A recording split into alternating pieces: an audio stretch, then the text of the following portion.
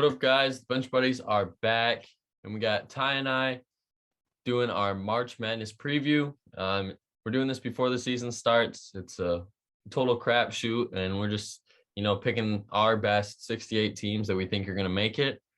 And Ty, you're going to go first with your bracket. Let's get to it. Yep, so we'll start with the bubble here, and obviously you're going to start with Syracuse because that's just how the bubble is every year, it seems like. Oklahoma State now being ineligible caused all these teams to move up one spot, which moves BYU into a bye for me and moves Loyola Chicago into the field, which I think they will compete for a spot. Even though they lost their head coach, I think they still have enough coming back to get back in the tournament. And then some notable teams not making it would be Iowa, Florida, and Wisconsin, even though they definitely have a good chance to get in. I just don't have them quite making the field as of now. All right, but let's get into the bracket here. So we got the South region with the 1 seed being Kansas. Kansas obviously has a ton of talent this year with Jalen Wilson coming back, Ochai Agbaji coming back. This is going to be a really good team. First round, I'm looking at Virginia Tech Rutgers as a pretty good game that could be really ugly and low scoring, but I'm rocking with Rutgers out of the Big Ten. I think they'll be battle tested from being in the best conference in the country. Alabama should get through, and I am taking Notre Dame to not only get through their first 4 game, I'm taking them to upset Memphis. It just seems like Memphis is overrated every year, and they actually haven't even made the tournament under Penny Hardaway yet. So I just think the experience of Mike Brey will lead Notre Dame to a pretty good run this year. And then I have UCLA and UConn. I think they have enough coming back from a good team last year. So I think they get through, and then Baylor and North Carolina should get through pretty easily. So second round, I have Notre Dame pulling another upset, this time of Alabama.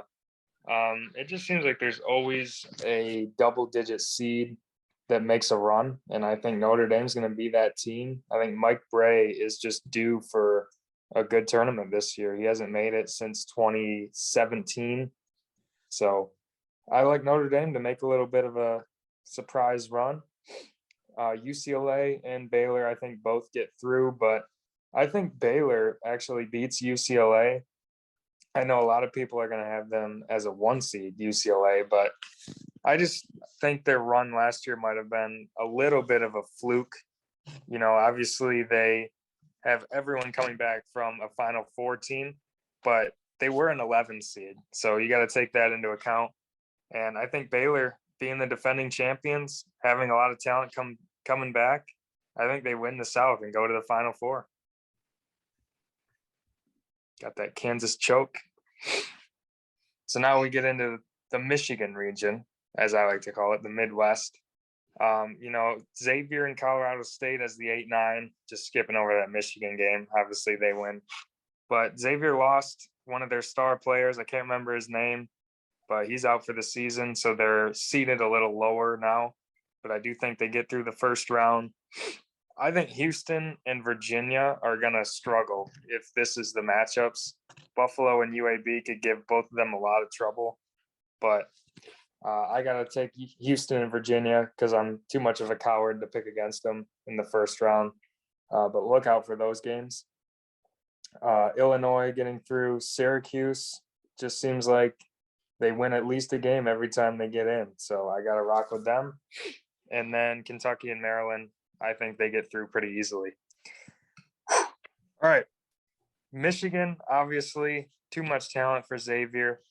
And now Houston, Virginia. Here's another ugly game. I think Houston is a team that can beat Virginia at their own game.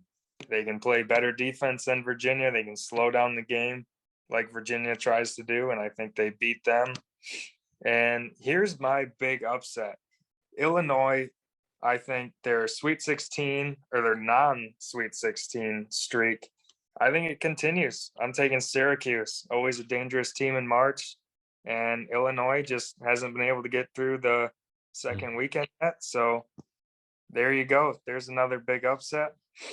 I think Kentucky gets through Maryland, and Michigan and Kentucky should be able to get through those Sweet 16 matchups, and that would be a great Elite Eight matchup if that's what you get. Michigan and Kentucky, so much talent on the court there. I think Michigan squeaks out a win. I think they have too much experience for Kentucky. All right, halfway through. Now we go to the West with Gonzaga. Obviously, they are my number one overall seed. They're the most talented team in the country, as they are, it seems like, almost every year. It's just a matter of when they can win a championship. But first round here, I like Liberty to pull an upset of Tennessee. You've seen Liberty win a game in the tournament a few years ago, and Tennessee is just not very impressive to me. Their roster has a lot of talent coming back, but that talent kind of just faded at the end of last season. So I can see that being an upset. I think Indiana is another team that just seems like they underperform every year. It's kind of like Memphis. So I'm taking San Diego State, a really underrated team, to upset Indiana. In my Sweet 16 here, I'm going all chalk. All of the top seeds win in the second round. And then I think Texas is a dangerous team, and I think they pull it off over Duke. I think with Coach K in his last season, you're going to see Duke get to this game, and everyone's going to be talking about Duke and Gonzaga matching up with Coach K's last season. Can Duke upset the number one seed and get to the Final Four? And I think that's going to be so hyped that Duke is going to get tripped up by Texas, who I think is going to be a really good team. But I don't think Texas has enough talent for Gonzaga. I think Gonzaga just kind of overwhelms Texas. All right. This, for me, was the hardest region to pick, mostly because they have the weakest one seed in Villanova. Even though they're going to be a really good team, I think they're definitely the weakest of the four. And then, in the first round, I have USC losing as an upset. I think LSU is going to have a lot of talent. And USC losing Evan Mobley isn't going to have enough. In the second round, I have Michigan State pulling the upset of Oregon, who I think Michigan State, even being a Michigan fan, I'm saying they are really disrespected this year, not even being ranked. I mean, you got to remember they still have Tom Izzo, who at one point was Mr. March. I mean, so obviously they're going to compete this year. And obviously I think they're going to compete because I also have them upsetting Villanova. I just think Villanova is going to be one of those one seeds that kind of underperforms this year. And who else to upset them than Michigan State, who's been there, it seems like 100 times before. I got to rock with Ohio State down on the bottom to upset Arkansas. I want to see I kind of feel like Arkansas was maybe a one-hit wonder last year. I mean, they're going to always be good, but making the Elite Eight last year, I think they're going to expect to do that every year now, and I just don't know if that's going to be the case.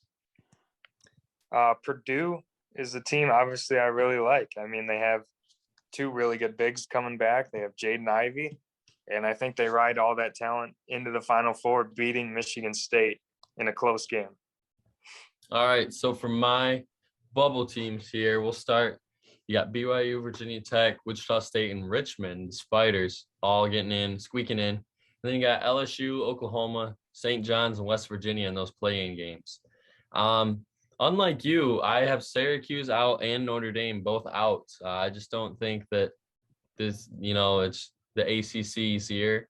I just think they're going to struggle past a few good, solid teams. And then a surprising team, that's going to be in contention, I think, is that Northwestern team. They're finally starting to put some pieces together and become, a solid program. And if they were just in a different conference, I really think that they would get in. But just, the Big Ten being the best conference this year, it's just going to be tough for these mid-level teams to get in this year. But for my first bracket in the South region, so we got Alabama's the 1 seed, no trouble. Florida, no trouble. Texas, no trouble. But Belmont, I think every year Tennessee just goes in the tournament and just gets upset. At least that's what it feels like the last few years. And this Belmont team is a team that floats around that 12 or 13 seed every year because they're a solid team, solid coach every year. And I just think they can pull off the upset. Purdue versus my school, Florida Gulf Coast. Have to give them some love. I think they maybe got a shot at winning the conference, but not beating Purdue. No Dunk City this year. And then that Richmond team. I think they can beat Colorado State, move on to face Purdue, and Houston to move on. And then agreeing with you on that USC take. I think they'll get in, but I just don't think they'll have a run or go far at least. And I'm going to take Oklahoma to upset them. And then back at the top, I'm going Alabama versus Texas. I feel like it's just kind of a one-hit wonder for Belmont, win and out. And then Florida seems like they always lose in the round of 32. So they're going to go. And then that Purdue team you were just talking about in the last region, I just find it hard for them to not make the Sweet 16 this year, just with all that talent. And Houston versus Oklahoma, a 3 versus 11 matchup, and I think Houston will win big and get to face Purdue in the Sweet 16. But I know that you were probably thinking Alabama is a 1 seed. Well, they're not going to play like a 1 seed in this Sweet 16 game. I think Chris Beard and Texas are going to get past Alabama, move to the Elite 8, and face Houston, who I think, could run it back this year, get into the Final Four. I just think this Houston team still has a lot of talent on that roster, and it's definitely going to be a great game, that Houston-Purdue game. Houston's definitely going to have to dictate the game for 40 minutes if they want to win and make Purdue, not play theirs. And then the Elite 8, I got Texas moving on over Houston. I just think Chris Beard's going to have a huge impact at Texas. The Big 12 every year, it seems like they have just one team that kind of comes out of nowhere and makes a run. Last year, Baylor, I know they were a 1 seed, but, no one was really too high on Baylor to start the year. And at the end of the year, obviously, they win it all. So that's how I kind of feel on Texas to start the year. And then my Midwest, the Michigan region, I have Michigan being a 1 seed, and interesting enough, I have Michigan State as a 9 seed. I'm going to give them their credit in getting into the playoffs, or not the playoffs, into March Madness, but I think they will beat Maryland, in that Big Ten matchup. I think they got them there. And Kentucky, I think this is the year they get upset here. I'm going with Colgate. I know it's a hot take for sure, but they're always one year either a blue blood loses early, or obviously like last year, don't even get in. And I think this year Kentucky's going to be all the hype, get to the tournament, and then all for nothing. And you could say the same about Ohio State. I think there's always a bracket every year where there's upsets where you weren't like the whole half of the bracket's upsets. And it seems like every year, as a Michigan fan, it seems like it's Michigan's fan. It seems like they always have easier roads to the Final Four. And I don't know. I just am feeling that. But I got Baylor and St. Bona, Arkansas and Florida State to round out the round of 32. And then I got Michigan moving on against Michigan State. I know all the State fans are probably going to hate me for that one. Because we're a basketball school. Got to throw that one in there. And Colgate and Winthrop, that one's just a toss-up, but Winthrop has been dominant in their conference and record-wise the last few years, so I'm going with them. And Baylor, I think this Baylor team could really repeat as champions as well. So obviously I'm saying that now, so I think they got to go to the Sweet 16. And then Florida State. This team is very interesting every year. Either they're a 3 or 4 seed and get bounced early, or they're a 6 to 10 and make a run.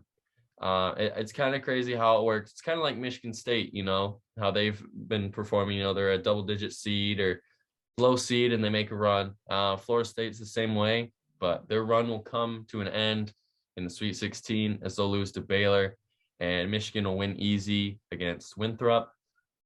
And I think this is going to be the best game of the tournament, Michigan Baylor, and it's really going to be if I think the guards for Michigan can really win this game. I know Hunter Dickinson and Caleb Houston are the main guys, but it's going to come down to guard play at the end of the year because you can't have one of those guys taking the three at the end of the game to win, in a sense. So I think one of those guards is going to have to step up, and I think they do, and Michigan will move on. And then in my West region, the only really upset this region I have is SF Austin and BYU. I think Xavier, that injury you were talking about, I think that's going to hurt them, especially in the tournament where a team that'll match up well with them. And then I have BYU upsetting Virginia. I'm just not high on the ACC at all this year. And I don't know. I'm just getting that gut feeling that it's just not going to be a good tournament for them. And then I think I'm just going to move to the Sweet 16 here. Gonzaga, nothing to be said. Best team in the country right now. Oregon, I think they'll be pretty solid to get past SF Austin. UCLA, they'll move on. And Memphis, I think this Penny Hardaway team, Imani Bates, I think Imani Bates will be the second best player on the team. I can't remember what the other guard's name is that's a freshman that's coming in. But I think he'll be better.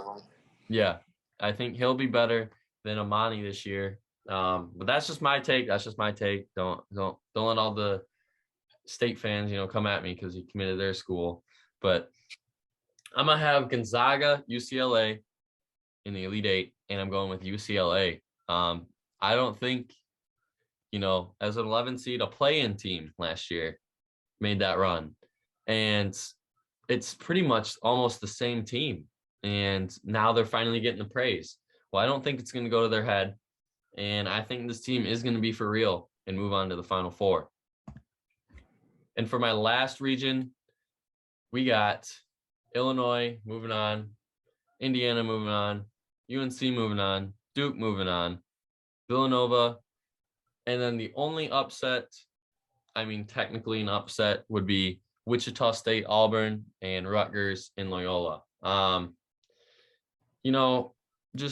think this is one of the easier regions to pick after I ranked them all, just because I didn't really see any upsets here. But then you move to the Sweet 16. I'm going with UNC over Duke. I think it would just be a great ending if you're a UNC fan to end Coach K's career. End his career. Roy Williams, what's the new coach's name? Hubert Davis. That's just a great statement win, end your rival's career in the tournament and just in your first year to do it like that. I think, that'd be a great storyline to see after this year. And like you, I'm saying Villanova gets bounced early, and I think Rutgers will do it because it seems like last year the Rutgers was on the verge of becoming a really good team, but they just ran out of time at the end of the year. And Kansas, I think they'll have no problems moving on against Wichita State. But back up to the top, we got Illinois and UNC. And I'm still riding high on that UNC. I just think that Hubert Davis and company, and what was it? Baycott, that's his name, right? Yep. I think he's going to be a potential player of the year candidate. Last year, he kind of had a down year, but he still put up some solid numbers, It's just because he went to North Carolina and was on the big stage, it's a down year. But, mid-level school, even a lower-end school in the ACC, that's a huge year. And I think he's really going to step up his game and take that team to the Elite Eight. And then Rutgers and Kansas, I think Rutgers' luck runs out and Kansas will move on. And you got a Kansas-UNC game. It seems like mid-2000s, this is a every-year occurrence. But I think Kansas is going to prevail and move on to the Final Four. But Ty, we'll start with your Final Four here. All right, here we go. So I have a similar matchup to you with Michigan and Baylor. tipping it off. And I think this would be interesting. It's going to come down to the guards because both of these teams are big, heavy. Michigan has Hunter Dickinson. They have Caleb Houston. Baylor has Jonathan Chama Chachua, and they have Matthew Meyer. So which team's guards are going to step up is the question. But when you look at Michigan, you got Eli Brooks, who's their fifth-year senior, their captain. You got Devontae Jones, who is a senior transfer who lit it up for Coastal Carolina last year. So I think Michigan's guards are the difference. And obviously, Hunter Dickinson is a mismatch for a lot of centers in the country, including Chamwa Chachua for Baylor. So I got to go with Michigan there. Gonzaga Purdue. Now that is going to be a fun game because you have Chet Holmgren, the number one recruit, so-called best center in the country. Well, all he has to do is match up with huge centers in Travion Williams, who is probably almost 300 pounds. And then once he goes to the bench, he gets to take a little break with 7'4" Zach Edey. So Holmgren's going to have his work cut out for him, but I think the difference is going to be Drew Timme. I don't think Purdue has a guy that can guard Drew Timme. They have the two bigs, but they don't really have another big forward that can match up with him. So I got to go with Gonzaga. And this one hurts me to say, but I got to put my bias aside and I got to take Gonzaga. I'm going to say this is finally their year that they get through. They've lost in the championship twice now. I just think if they get there again, they're going to pull it off. Michigan, obviously extremely talented, just like Gonzaga. But again, I think Drew Timme could be the difference here. Michigan is going to have Brandon Johns guarding him. That might be a mismatch. I hate to say it. But when you look across the board for these two teams, I think everyone matches up pretty evenly except them two. So I got to go with Gonzaga here. I think they have all the talent. So we'll see if they actually can get over the top this year. And then for my bracket here, there we are. So I forgot to do the animation stuff here, but first round, I'm going to Texas over Michigan, putting my bias aside, and I just think Chris Beard is really going to be that guy for Texas that they needed because, Texas has been a really good team under Shaka Smart, but there's something missing there because he got all the players and something was missing, and that coaching change is going to impact because you saw what Chris Beard did with Texas Tech a few years ago, took them to the championship, and no one was expecting that. And I think it's gonna be a similar situation. On the other side, you got UCLA and Kansas, and I just think Johnny Juzang is gonna ball out and take this team to the championship. But I'm just riding high on that Chris Beard train this year, and he's been one of the, I think in my opinion, top 10 coaches in the last 5 years, I would say. Probably and top 5. he gets under evaluated every year because he's in the Big 12 and he's at Texas Tech, a school that people aren't like, oh, a basketball school, but now he gets to showcase his talents at Texas, which everyone knows for basketball. And what better way to win your championship against the most historic college basketball program pretty much ever in UCLA. And that's why I think just Texas is going to bring it home this year. And it'll be interesting to see for the season, that's for sure. But as we stand, Gonzaga in Texas, or where we are before the season starts, and I'm sure probably after the first 2 weeks, we're going to not think that maybe. You know how basketball is. But until next time, the Bunch Buddies are out.